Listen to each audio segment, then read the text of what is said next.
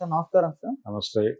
Sir Allu Arjun గారి పైన and heroine Sreeleela పైన క్రిమినల్ కేసులు పెట్టాలని చెప్పేసి ఆల్ ఇండియా స్టూడెంట్ ఫెడరేషన్ వాళ్ళు డిమాండ్ చేస్తున్నారు సార్. అసలు ఏం జరిగింది? దీనికి సంబంధించి వాళ్ళ వీడియో కూడా ఒకటి వైరల్ అయిపోతుంది. అంటే వీళ్ళు చేసింది ఏంటి అని చెప్పేసి చెప్తున్నది. అసలు ఏం జరిగింది? మరి దీనికి సంబంధించి మీద ఏం ఇన్ఫర్మేషన్ సార్? ప్రైవేటు విద్యా సంస్థలని ప్రచారం చేయకండి అని అంటున్నారు. ఓకే. ఏఐఎస్ఎఫ్ అది కమ్యూనిస్ట్ పార్టీ ఆఫ్ ఇండియాకి చెందినటువంటి విద్యార్థి విభాగం. అఖిల భారత విద్యార్థి సమాఖ్య అంటాం తెలుగులో, ఇంగ్లీష్లో ఆల్ ఇండియా స్టూడెంట్ ఫెడరేషన్.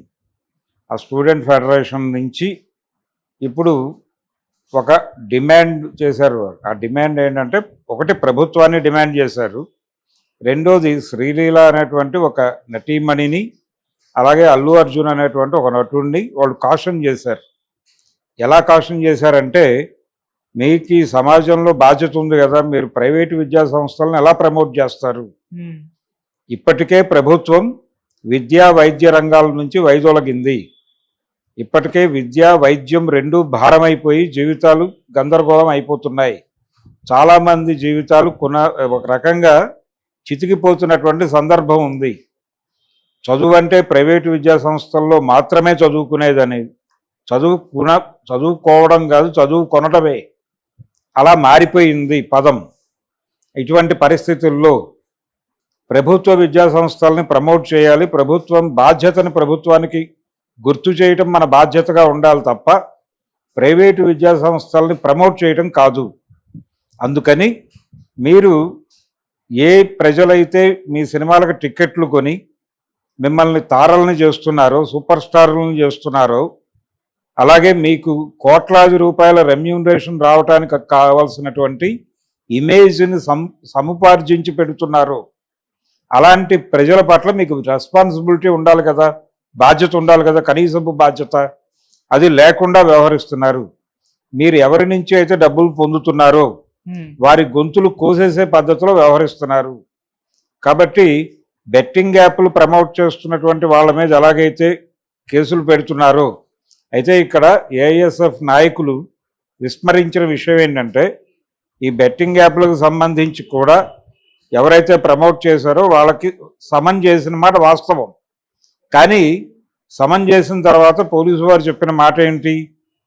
వీరిని అప్రూవర్లుగా తీసుకుంటామని చెప్పారు. వాళ్ళు స్పష్టంగా అప్రూవర్గా తీసుకుని అసలు వాళ్ళ మీద ప్రొసీడింగ్స్లో వీళ్ళని వాడుకుంటామని చెప్తున్నారు. అది ఇప్పుడు ప్రభుత్వ సంస్థలకి న్యాయం జరగాలి, ప్రభుత్వ విద్యా సంస్థలు మాత్రమే నడవాలి, ప్రైవేటు విద్యారంగం దోపిడీ నుంచి ప్రజల్ని కాపాడాలి అనే ప్రోగ్రాం వాళ్ళకు ఉంటే ప్రైవేటు విద్యా సంస్థల్లో ఎవరిని చేర్చకండి, ప్రభుత్వ విద్యా సంస్థల్లోనే చేర్చండి. అలాగే ప్రభుత్వ పాఠశాలల్లో ఏ లోపాలు ఉన్నాయని ప్రజలు అటువైపు పెడుతున్నారో ఆ లోపాలని భర్తీ చేసేటువంటి కార్యక్రమం ప్రభుత్వం తీసుకునేలాగా ప్రభుత్వం మీద ఒత్తిడి తీసుకురావాలి. ఆ ఒత్తిడి తీసుకొచ్చే ఉద్యమంలో వీళ్ళందరినీ కలుపుకుని వెళ్ళాలి, సెలబ్రిటీస్ని కూడా. అప్పుడు మీరు ఈ నినాదం చేయండి, మేము ఆల్రెడీ ఈ ప్రోగ్రాంలో ఉన్నాము, మీరు మమ్మల్ని ఎండార్స్ చేయండి, మా ఉద్యమానికి మద్దతుగా నిలబడండి, మేము ప్రభుత్వ పాఠశాలలని స్ట్రెంగ్థెన్ చేయడానికి ప్రయత్నం చేస్తున్నాం, వాటిని పరిపుష్టి చేయడానికి ప్రయత్నం చేస్తున్నాం. ఇదే క్రమంలో ప్రైవేటు విద్యా సంస్థల్లో చదువుకునే విద్యార్థులని వాళ్ళ దోపిడీ నుంచి బయటకు లాగి ప్రభుత్వ పాఠశాలలకు పంపించడానికి ఒక డ్రైవ్ చేస్తున్నాం. వీటికి మీరు సపోర్ట్ చేయండి. అలాగే మీ సంపాదనలో కొంత భాగం ప్రభుత్వానికి డొనేట్ చేయండి. దాని ద్వారా ఈ చదువుకునేటువంటి పాఠశాలలని అక్కడ సౌకర్యాలని మెరుగుపరచడానికి ఈ నిధులు వాడతారు. ఇలాంటి ప్రొడక్టివ్ కార్యక్రమం చేయొచ్చు కదా. వీళ్ళ మీద కేసులు పెట్టే కంటే వెళ్ళి వాళ్ళతో ఆర్గ్యూ చేసి కూర్చోబెట్టి మీరు ఈ తప్పు చేస్తున్నారు, వాళ్ళ ఇంటి ముందు ధర్నా చేయండి, తప్పులేదు. ధర్నా చేస్తే చర్చకు పిలుస్తారు. మీరు జనాల గొంతులు కోసే కార్యక్రమానికి ప్రచారం చేస్తున్నారు, అది మానేయండి. ప్రజలు సుఖపడే దిశగా మాట్లాడండి. ప్రభుత్వ ఆసుపత్రులు వర్ధిల్లాలి అనండి,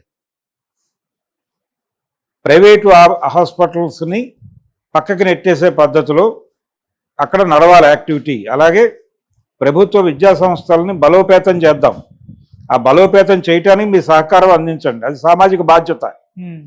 మీరు నటులుగానో కళాకారులుగానో ఉన్నారంటే ఆ గుర్తింపు సమాజం నుంచి పొందుతున్నారు. మీరు సమాజం నుంచి పొందిన దానికి సమాజానికి రీపే చేయాలి. మీరు ఆ రీపే చేయకుండా మీరు ఇప్పటికీ దోచుకుని వెళ్ళిపోతామంటే ఎలా కుదురుతుంది అని చెప్పి ఆర్గ్యూ చేసి వాళ్ళని కూడా ఈ ప్రోగ్రాంలోకి తీసుకురండి. తీసుకొస్తే ప్రొడక్టివ్గా ఉంటుంది. ఏదైనా యాక్టివిటీలోకి రావాలి. వాళ్ళ మీద కేసులు పెట్టమని గొడవ చేయటం కాదు.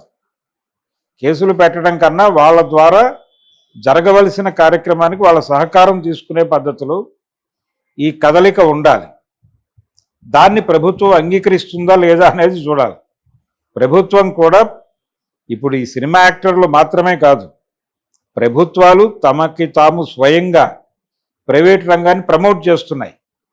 విద్యా వైద్య రంగాల నుంచి ప్రభుత్వాలు వైదొలగటం అనేది ఎవరి ప్రెజరో కాదు, ప్రభుత్వాలే వైదొలగినాయి. ఇది వరల్డ్ బ్యాంక్ పాలసీలో భాగంగా జరిగిన కార్యక్రమం.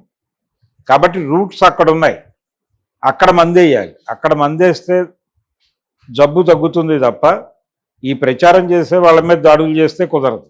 ఓకే, అందుకని రూట్స్ ఎక్కడున్నాయి, మూలాలు ఎక్కడున్నాయి అక్కడ యుద్ధం చేయండి. ఆ యుద్ధానికి కావాలంటే వీళ్ళని వాడుకోండి, ఆ పని చేయాలి.